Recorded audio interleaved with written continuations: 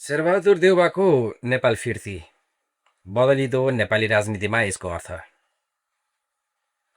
नमस्कार सबैलाई। नेपाली राजनीति अहिले निकै ठुलो परिवर्तनको चरणबाट गुज्रिरहेको छ। पुरानो राजनीतिक समीकरण कमजोर भएको छ। नयाँ पुस्ताका नेताहरू सत्तामा आएका छन् र जनताले परम्परागत राजनीतिक शैलीभन्दा फरक शासनको अपेक्षा गरिरहेका छन्। यही बीच नेपाली काङ्ग्रेसका पूर्व सभापति तथा पूर्व प्रधानमन्त्री शेरबहादुर देउवा नेपाल फर्किएका छन्।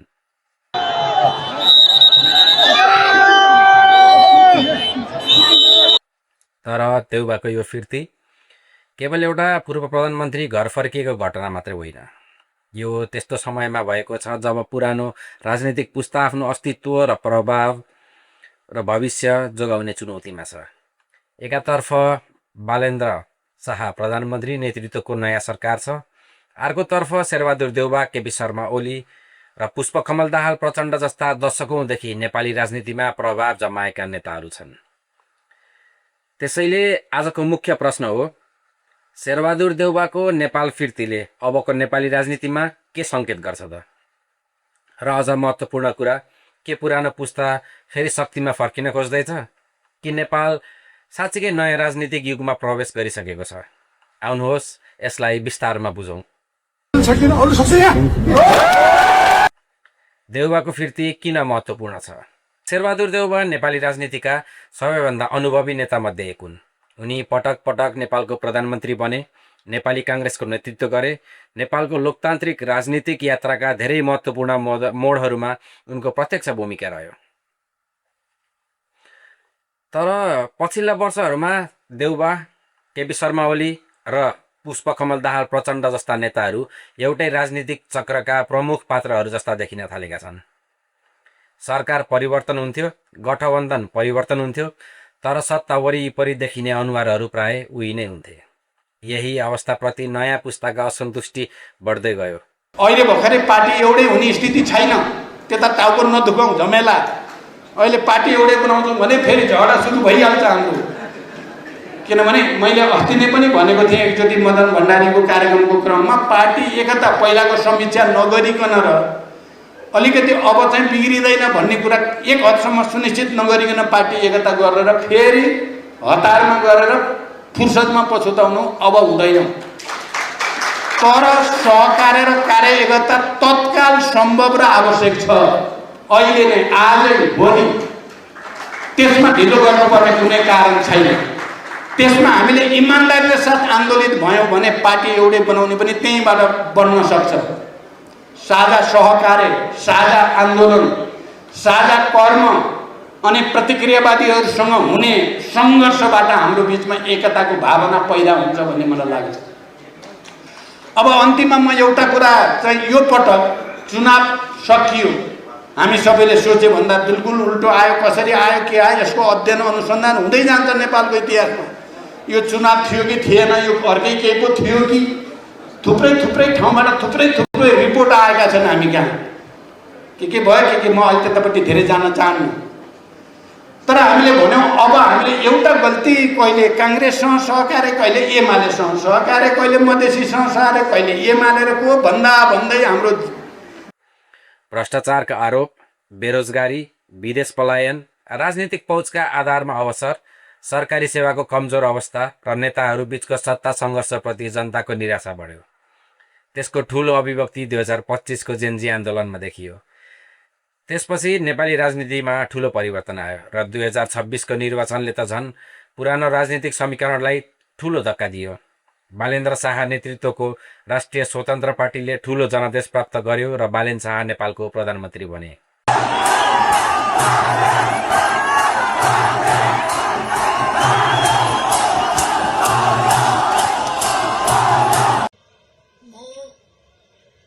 बालेन्द्र शाह नेपालको सार्वभौम सत्ता र राजकीय सत्ता, नेपालको सार्वभौम सत्ता र राजकीय सत्ता नेपाली जनतामा निहित रहेको, नेपाली जनतामा निहित रहेको नेपालको संविधान प्रति पूर्ण वफादार रही सत्यनिष्ठापूर्वक प्रतिज्ञा गर्दै ईश्वरको, देश र जनताको नाममा ईश्वर देश र जनताको नाममा शपथ लिन्छु कि प्रधानमन्त्री पदको जिम्मेवारी प्रचलित कानूनको पालना गरी मुलुक र जनताको भलो चिताई कसैको डर नमानी पक्षपात नगरी पूर्वाग्रह वा खराब भावना नलिई ईमानदारीका साथ गर्नेछु र आफ्नो कर्तव्य पालनको सिलसिलामा आफूलाई जानकारीमा आएको कुरा म पदमा बहाल रहँदा वा नरहँदा जुनसुकै अवस्थामा पनि प्रचलित कानूनको पालना गर्दा बाहेक अरू अवस्थामा कुनै किसिमबाट पनि प्रकट वा संकेत गर्ने छैन। धन्यवाद। यसपछि नवनियुक्त त्यसैले देउबा अहिले जुन नेपालमा फर्किएका छन् त्यो उनले छोडेको नेपालभन्दा धेरै नै फरक छ। नयाँ सरकार, नयाँ मन्त्री र नयाँ उपेक्षा। अब कुरा गरौँ नयाँ सरकारको। प्रधानमन्त्री बालेन शाहको नेतृत्वमा बनेको सरकारमा धेरै नयाँ अनुहारहरू देखिए। अर्थमन्त्रीका रूपमा स्वर्णिम वाग्ले, परराष्ट्र मन्त्रीका रूपमा शिशिर खनाल र गृहमन्त्रीका रूपमा सुजन गुरुङ लगायतका अनुहारहरू चर्चामा आए। यी नियुक्तिको राजनीतिक सन्देश स्पष्ट थियो। जनताले केवल पुराना राजनीतिक अनुहारको विकल्प खोजेका थिएनन्। उनीहरूले काम गर्ने, परिणाम दिने र जवाफदेही हुने नयाँ राजनीतिक नेतृत्व खोजिरहेका थिए। तर यहाँ एउटा महत्त्वपूर्ण प्रश्न छ। नयाँ अनुहार आउनु मात्रै पर्याप्त हुन्छ त? पक्कै पनि हुँदैन। अब नयाँ मन्त्रीहरूले परिणाम देखाउनुपर्छ। अर्थमन्त्री स्वर्णिम वाग्ले सामु नेपालको अर्थतन्त्र सुधार गर्ने, रोजगारी सिर्जना गर्ने, राजस्व बढाउने र युवालाई देशमै अवसर दिने चुनौती छ। परराष्ट्र मन्त्री शिशिर खनाल सामु भारत र चीन जस्ता छिमेकीसँग सन्तुलित सम्बन्ध कायम राख्दै नेपालको राष्ट्रिय हितलाई प्राथमिकतामा राख्ने जिम्मेवारी छ। गृहमन्त्री सुजन गुरुङ सामु कानुन व्यवस्था, सुरक्षा, प्रशासनिक सुधार र नागरिकको विश्वास जित्ने ठूलो चुनौती छ। अर्थात् पुरानो नेताहरूले अनुभवको परीक्षा दिनुपर्छ भने नयाँ मन्त्रीहरूले क्षमताको परीक्षा दिनुपर्छ। अब आउँछ केपी शर्मा ओलीको विषय। केपी शर्मा ओली लामो समयदेखि नेपालको राजनीतिका सबैभन्दा शक्तिशाली नेतामध्ये एक हुन्। तर 2025को जेनजी आन्दोलनपछि उनको राजनीतिक अवस्थाले ठूलो मोड लियो। आन्दोलनका क्रममा भएको दमन र त्यससँग सम्बन्धित घटनाको अनुसन्धानका क्रममा ओलीमाथि कानुनी कारबाही समेत अघि बढ्यो। यो घटनाले नेपालको राजनीतिमा ठूलो बहस जन्मायो। एक पक्षले भन्यो कानुन सबैका लागि बराबर हुनुपर्छ। पूर्व प्रधानमन्त्री भए पनि कसैले कानुनी अनुसन्धानबाट उन्मुक्ति पाउनु हुँदैन। तर अर्को पक्षले प्रश्न गर्यो कतै नयाँ सरकार पुरानो राजनीतिक प्रतिद्वन्द्वीहरूलाई बदला लिन कानुनी प्रक्रियाको प्रयोग त गरिरहेको छैन? यो प्रश्न अत्यन्त गम्भीर छ। किनकि यदि नयाँ सरकार साँच्चीकै नै राजनीतिक संस्कार ल्याउन चाहन्छ भने अनुसन्धान पारदर्शी हुनुपर्छ, प्रमाणका आधारमा हुनुपर्छ, न्यायिक प्रक्रिया स्वतन्त्र हुनुपर्छ। नयाँ सरकारको सफलता यहीँबाट पनि मापन हुनेछ। यदि भ्रष्टाचार र दमन विरुद्धको कारबाही निष्पक्ष भयो भने जनताको विश्वास बढ्नेछ। तर यदि राजनीतिक प्रतिशोधको आरोप बलियो भयो भने नयाँ सरकार र पुरानो सरकार बीचको फरक नै दबिलिन सक्छ। ओलीको राजनीतिक भविष्य के हो त? ओलीको राजनीतिक यात्रा अहिले कठिन अवस्थामा पुगेको छ। 2026को निर्वाचनमा उनी आफ्नो परम्परागत निर्वाचन क्षेत्रमै पराजित भए। यो केवल एउटा चुनावी हार थिएन, यो लामो समयदेखि नेपाली राजनीतिमा प्रभाव जमाउँदै आएको पुरानो नेतृत्वप्रति जनताको बदलिँदो मनोविज्ञानको सङ्केत पनि थियो। तर यसको अर्थ ओलीको राजनीति समाप्त भयो भन्ने चाहिँ होइन। नेकपा एमालेसँग अझै सङ्गठन छ, कार्यकर्ता छन्, राजनीतिक आधार छ। त्यसैले ओलीले अब ठुलो प्रश्नको सामना गर्नुपर्नेछ। के एमाले पुरानै शैलीमा अघि बढ्छ कि आफूलाई नयाँ पुस्ताको अपेक्षा अनुसार परिवर्तन गर्नेछ? ओलीको व्यक्तिगत राजनीतिक भविष्यभन्दा पनि अब एमालेको भविष्य महत्त्वपूर्ण बन्न सक्छ। अब अर्को पुरानो तर अझै प्रभावशाली राजनीतिक पात्र पुष्पकमल दाहाल प्रचण्ड। प्रचण्डको राजनीतिक यात्रा आफैमा असाधारण छ। माओवादीको विद्रोहको नेतृत्वदेखि नेपालको शान्ति प्रक्रियासम्म, गणतन्त्र स्थापनादेखि प्रधानमन्त्रीको जिम्मेवारीसम्म प्रचण्ड नेपाली राजनीतिको केन्द्रमै रहे। तर पछिल्लो निर्वाचनले माओवादी राजनीतिक शक्तिको सीमितता पनि देखाइदियो। नयाँ पुस्ताले परम्परागत वाम राजनीति र पुरानो नेतृत्वबाट पनि विकल्प खोज्न थालेको देखियो। प्रचण्ड स्वयंले पनि विगतका रणनीतिक गल्तीबाट पाठ सिक्नुपर्ने अवस्था स्वीकार गरेका छन्, तर उनी राजनीतिक रूपमा सक्रिय नै छन्। बालेन्द्र शाह सरकारप्रति आलोचनात्मक धारणा राख्दै आएका प्रचण्डले नयाँ राजनीतिक शक्ति र नेताहरूसँग संवादको सम्भावना पनि खुला राखेका छन्।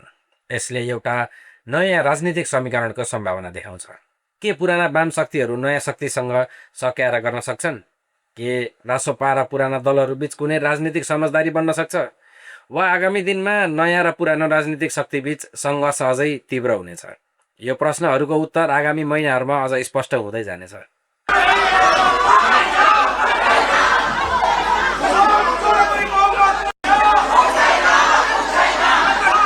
सभाको मर्यादामा रहन म मान्य सदस्यहरूलाई सभाको मर्यादा कायम गर्नलाई अनुरोध गर्दछु।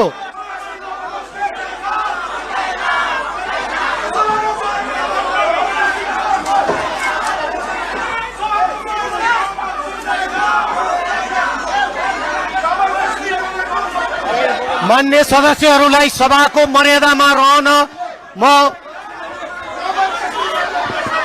मान्य। देउबा फर्किएपछि काङ्ग्रेसमा के हुन्छ त? अब फेरि शेरबहादुर देउबातिरै फर्कौँ है त।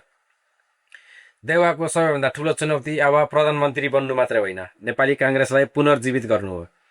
2026को निर्वाचनले काङ्ग्रेसलाई ठुलो राजनीतिक धक्का दिएको छ। जनताले काङ्ग्रेसलाई पूर्ण रूपमा अस्वीकार गरेका होइनन्, तर उनीहरूले काङ्ग्रेसको पुराना राजनीतिक शैलीलाई चुनौती दिएका छन्। काङ्ग्रेसभित्र पनि अब दुई धार स्पष्ट देखिन सक्छन्। एक धारले भन्न सक्छ अनुभवी नेतृत्व आवश्यक छ, देउबाको अनुभव अझै उपयोगी छ। अर्को धार भन्न सक्छ अब पार्टीलाई नयाँ पुस्तामा हस्तान्तरण गर्नुपर्छ। यही सङ्घर्षले काङ्ग्रेसको भविष्य निर्धारण गर्नेछ। देउबाले अब चाहने हो भने पार्टीलाई पूर्ण सङ्गठित गर्न सक्छन्, तर त्यसका लागि केवल पुरानो नेतृत्व जोगाएर मात्रै पुग्दैन। युवालाई स्थान दिनुपर्छ, नयाँ विचार स्वीकार गर्नुपर्छ, पार्टीमाथि लोकतन्त्र बलियो बनाउनुपर्छ र सबैभन्दा महत्त्वपूर्ण कुरा जनताले काङ्ग्रेसलाई किन अस्वीकार गरे भन्ने प्रश्नको इमान्दार उत्तर खोज्नुपर्छ। नेपालको अहिलेको राजनीतिलाई हेर्दा एउटा कुरा स्पष्ट छ, यो केवल देउबा, ओली, प्रचण्ड वा बालेन बीचको सङ्घर्ष होइन। यो वास्तवमा पुरानो राजनीतिक संस्कार र नयाँ राजनीतिक अपेक्षा बीचको सङ्घर्ष हो। पुरानो पुस्ताले भन्छ हामीसँग अनुभव छ, नयाँ पुस्ताले भन्छ हामीलाई परिणाम चाहिन्छ। पुरानो पुस्ताले भन्छ राजनीति जटिल हुन्छ, नयाँ पुस्ताले भन्छ त्यसो भए समस्या समाधान किन हुँदैन त? यही अन्तरले नेपालको राजनीतिक बहसलाई नयाँ दिशा दिएको छ। तर नयाँ पुस्ताका लागि पनि एउटा चेतावनी छ, नयाँ हुनु मात्र पर्याप्त छैन, सत्ता चलाउनु निकै कठिन हुन्छ।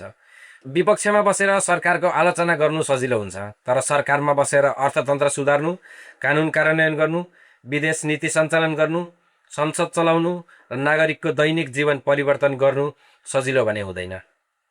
त्यसैले बालेन शाह र उनका नयाँ मन्त्रीहरूले पनि अब जनताको धैर्यको परीक्षा लिन सक्दैनन्। बालेन सरकारको अगाडिको बाटो बालेन शाहले ठुलो जनादेश पाएका छन्, तर ठुलो जनादेशसँग ठुलो जिम्मेवारी पनि आउँछ। सरकारले पारदर्शिता देखाउनुपर्छ, संसदप्रति जवाफदेही हुनुपर्छ, मिडिया र आलोचकको आवाज सुन्नुपर्छ, विपक्षसँग संवाद गर्नुपर्छ र सबैभन्दा महत्त्वपूर्ण जनताको दैनिक जीवनमा परिवर्तन देखाउनुपर्छ। युवालाई रोजगारी चाहिएको छ, विदेश जान बाध्य हुने अवस्था कम गर्नुपर्छ, सरकारी कार्यालयमा सेवा छिटो हुनुपर्छ, भ्रष्टाचार नियन्त्रण हुनुपर्छ, शिक्षा र स्वास्थ्यमा सुधार हुनुपर्छ, यातायात र पूर्वाधारमा सुधार हुनुपर्छ। यी कुरामा परिणाम देखिएन भने केवल लोकप्रियता र सामाजिक सञ्जालको समर्थनले सरकारलाई लामो समय टिकाउन भने सक्दैन। अब देउबाको भूमिका के त? त्यसैले देउबाको फिर्तेलाई हामीले एउटा फरक कोणबाट पनि हेर्नुपर्छ। सायद अब देउबाको भूमिका प्रत्यक्ष सत्ता कब्जा गर्ने भन्दा पनि नेपाली कङ्ग्रेसको भविष्य निर्धारण गर्ने हुनसक्छ। उनले चाहे भने नयाँ पुस्तालाई ठाउँ दिन सक्छन्। आफ्नो दशकौँको राजनीतिक अनुभवलाई संस्थागत सुधारमा प्रयोग गर्न सक्छन्, विपक्षी राजनीतिलाई पनि जिम्मेवार बनाउन सक्छन् र सरकारका गलत निर्णयको आलोचना गर्दै सही निर्णयमा समर्थन गर्न सक्छन्। तर यदि पुरानो शैलीमै फर्किने प्रयास भयो भने त्यसको प्रतिक्रिया जनताबाट फेरि चुनावमै आउन सक्छ, किनकि नेपाली मतदाताले अब नेताहरूलाई केवल इतिहासका आधारमा समर्थन गर्ने भन्ने अवस्था छैन। अन्त्यमा एउटा कुरा स्पष्ट छ, शेरबहादुर देउवा नेपाल फर्किएका छन्। केपी शर्मा ओली अझै आफ्नो राजनीतिक र कानुनी चुनौतीसँग जुधिरहेका छन्। पुष्पकमल दाहाल प्रचण्ड नयाँ राजनैतिक वातावरणमा आफ्नो स्थान खोजिरहेका छन् र प्रधानमन्त्री बालेन शाह तथा उनका नयाँ मन्त्रीहरू आफूले पाएको ऐतिहासिक जनादेशलाई व्यवहारमा प्रमाणित गर्ने दबावमा छन्।